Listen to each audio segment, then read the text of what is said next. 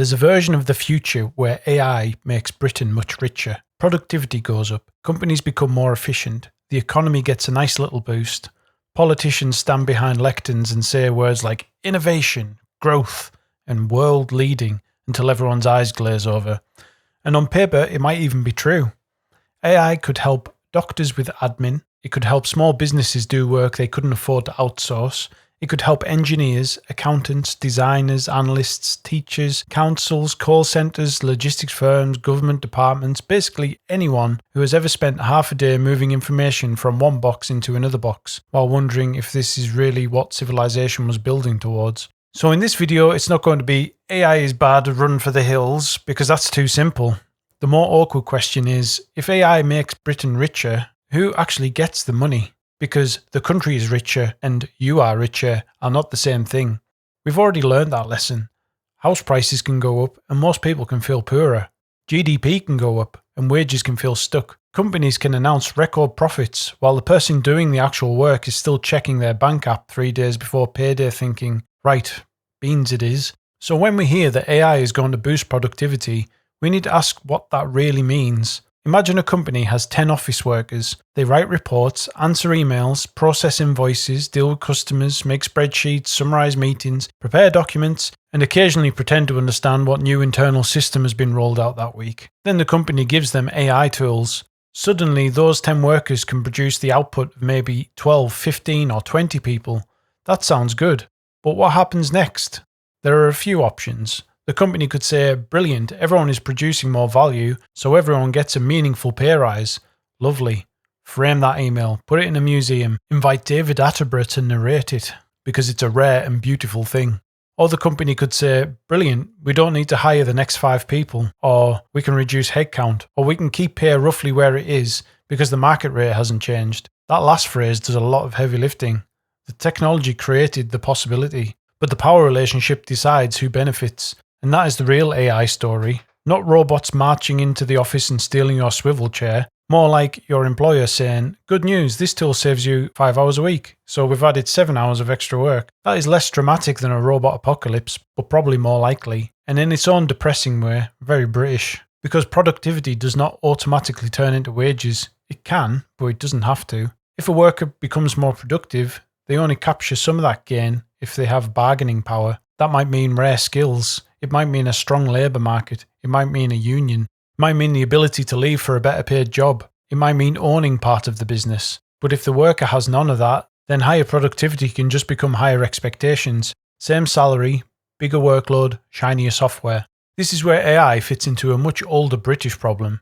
Britain often rewards ownership more than work. If you have properties, shares, a business, software, land, intellectual property, or a platform, then growth has a way of finding you. If you only own your time, you have to negotiate for every bit of it, and AI could widen that gap. Because the biggest rewards may not go to the person using AI, they may go to the person who owns the company using the AI, or the platform charging the subscription, or the cloud provider running the servers, or investors who own the shares, or a handful of firms that control the models, the data, the chips, the infrastructure, and the payment rails. The worker might be told they're being empowered, and maybe they are. But it's a funny sort of empowerment where the main result is that you can now answer twice as many customer complaints before lunch. This is why the phrase AI will boost productivity needs unpacking. Productivity just means more output for the same input. That output could become higher wages. It could become lower prices. It could become shorter working weeks. It could become better public services, or it could become profit. And unless there is some force pushing the gains towards workers and households, profit is usually the neatest place for it to end up.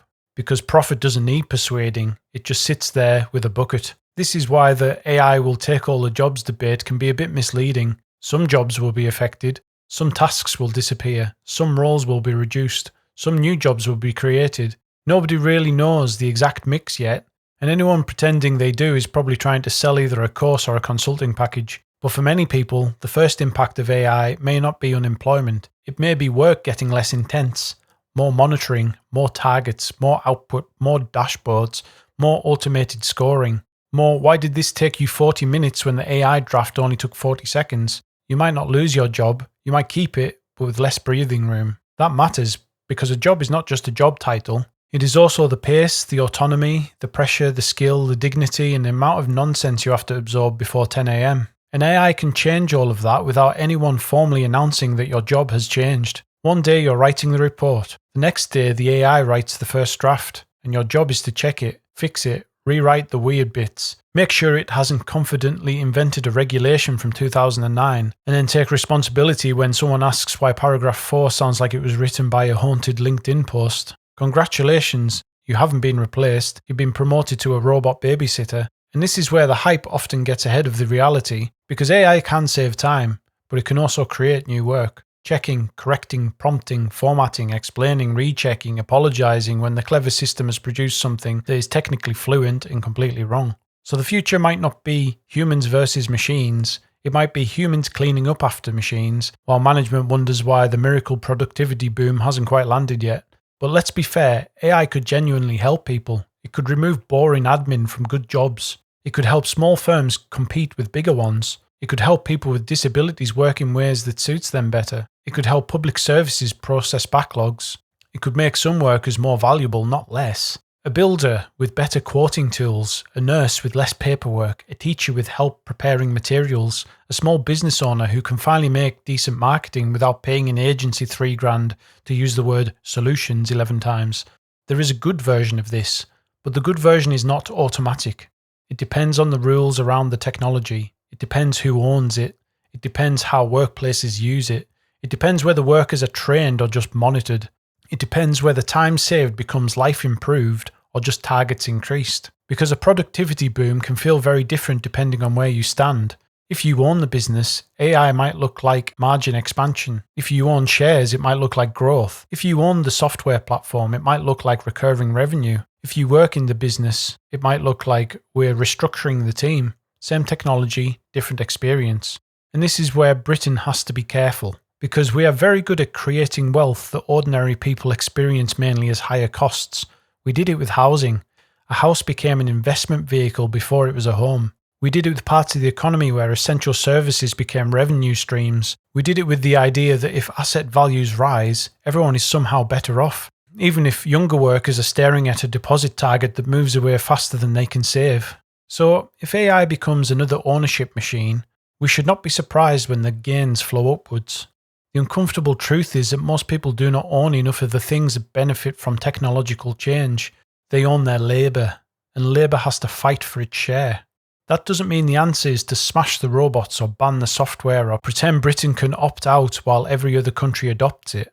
That would be like refusing to use email because you miss fax machines. The answer is to ask harder questions before the system settles. If AI makes a company more productive, do workers share in that? If AI saves time, does anyone get a shorter week? If AI removes junior tasks, how do people become senior? If AI increases monitoring, who watches the watchers? If public money helps build AI infrastructure, does the public get a return? And if Britain becomes richer, can we design things so that people notice somewhere other than a government chart? Because that's the bit that matters. A country is not rich because a spreadsheet says so. A country is rich when people can afford somewhere decent to live, when work pays enough to build a life, when productivity means less stress, not more output, when technology gives people more freedom, not just more ways to be measured. So yes, AI might make Britain richer, but unless workers have skills, bargaining power, ownership, and a real claim on the gains, it could make Britain richer in the same way that rising house prices made Britain richer. Great news for people holding the assets, less exciting for everyone else. And that is the question underneath all the hype. Not whether AI creates wealth, it probably will. The question is whether that wealth reaches the people doing the work. Because if the GDP line goes up, the company valuation goes up, the platform fees go up, the shareholder returns go up, and your payslip stays exactly where it was, then Britain didn't get richer. Someone else did.